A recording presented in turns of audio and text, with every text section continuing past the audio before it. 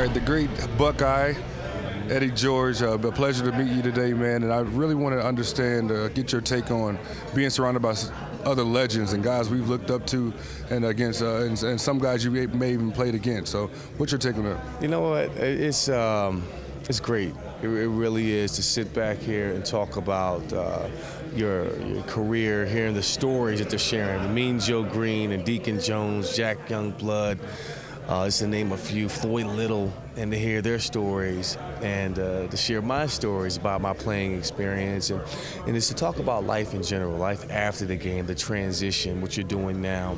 And it's just good to hear because everybody's road was different. Everybody's story is different. Everybody's transition was different. And it's encouraging to hear how life is after the game is played. And that's the good part about it, is that you get a chance to get inspired and get rich knowledge from these guys. So it's really good. You know, it's funny that you say the common theme I've heard from all the guys today is the stories that's been told. And I can only imagine what some of those stories are. Yo, yeah, some good, some funny, some sad, you know, and that's what you live for. That's what you come here for, is to hear that, you know, and really to be in the same category, on the same panel with these guys that I grew up admiring and had on my wall, you know, as inspiration to keep moving forward and to fulfill my dream. Is phenomenal.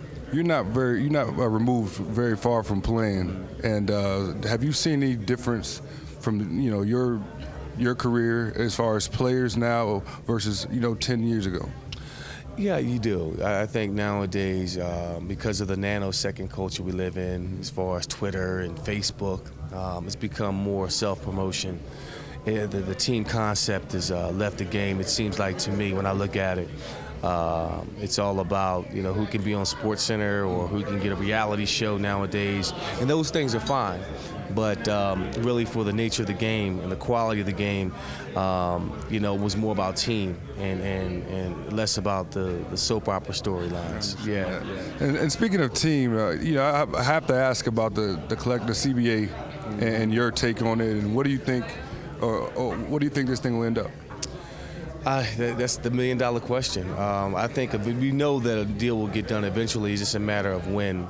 And it's a lot of moving variables to it. The owners have to figure some things out within their own business model. The players want justification on why the owners want this pay cut and deduction.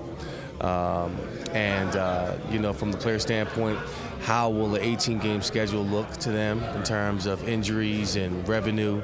So there are a lot of issues they have to get through to get there to a common ground. And I personally think it's going to take a deal of being a partnership versus going head-to-head. They can look at this as how they can expand the pie totally from both sides for the game, both as the quality of the game as well as revenue sharing.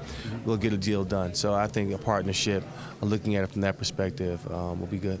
Well, being a fellow Big Ten, I'm a Fighting Illini, and I've watched you, and I know what happened. We sealed the deal for the Heisman against Illinois, I'm sure, but it's been truly a pleasure to see you play your career and to see what you're doing, more importantly, afterwards. Thank you. Thank you very much. Appreciate it, man.